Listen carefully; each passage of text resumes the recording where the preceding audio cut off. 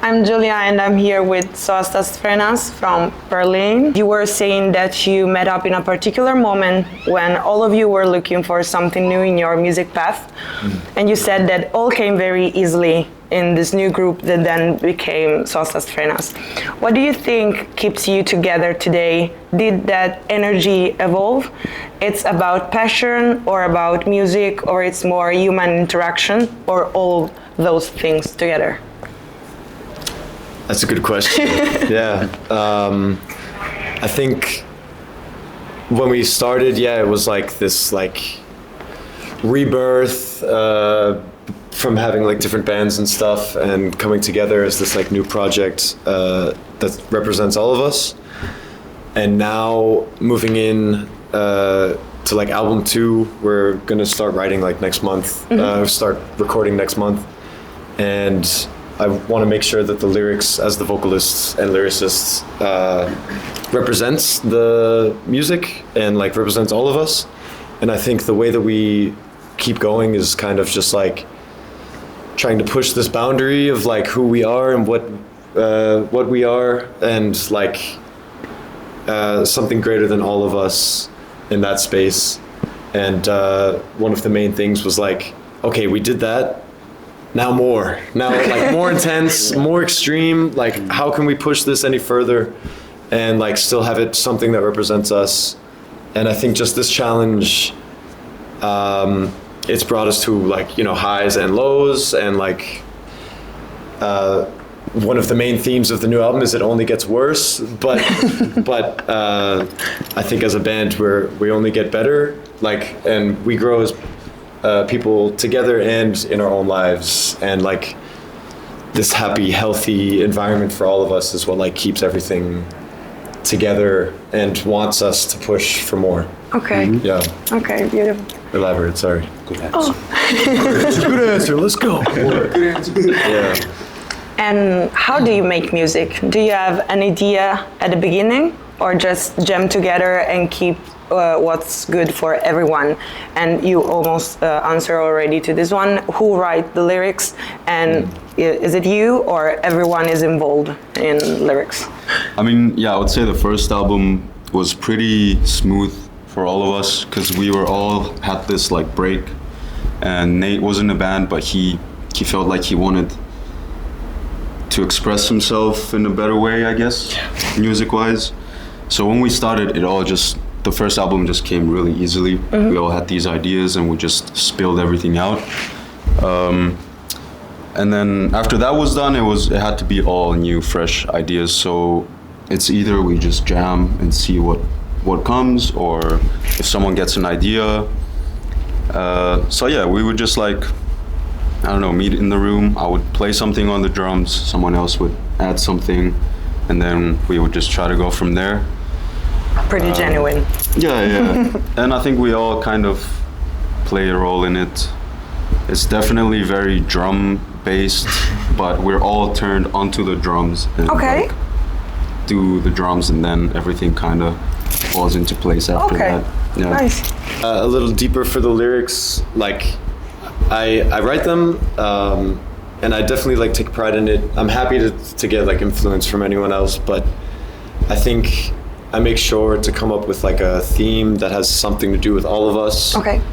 And I make sure to have our personal experiences somewhat represented in the lyrics, and so it's something that all of us can relate with and feel proud of, and grow from it as well. And it's tough, trying to write for other people's experiences, but I definitely pride myself for being able to push these ideas pretty freely and easily, and I think I do a good job. We can all relate to it and vibe with what I'm trying to say. It's about everyone, it's not it's not a particular, it's not personal stuff for me. I mean, it's something that you can shoot through all of us, something that we've all been through.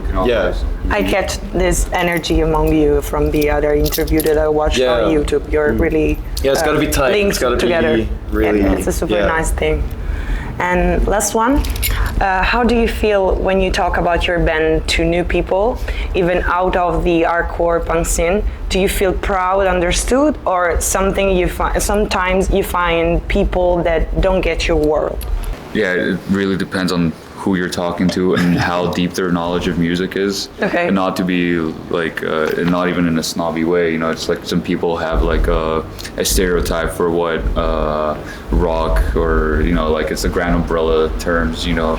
Okay. So it really depends on who you're talking to. So like most of the times I just say it's punk.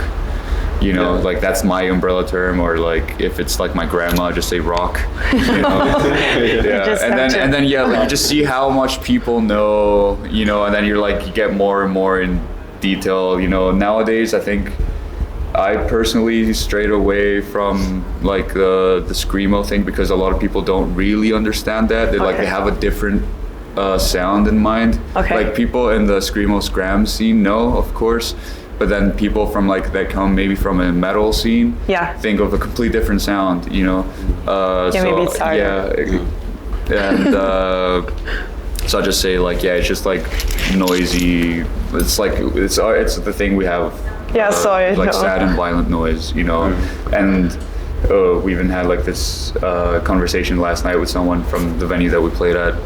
Where it's like, okay, you're gonna listen to it and you tell us what it is, what you think it is, you know, and then at the end of the show we ask them, yo, what do you think? Okay. It's like, yeah, it's noise. Yeah, it's noise. You know, it's like, so I think that's like the most pure way of putting it, you know. I mean, noise is music, music is noise, you know, and it's not like we're the noisiest band in the world, right? But like it's also, we can't really define it ourselves, and out of noise you can pull things out of it, you know, like forming like a sandcastle out of sand, you know. So I feel like it's a good umbrella thing for me now, you know.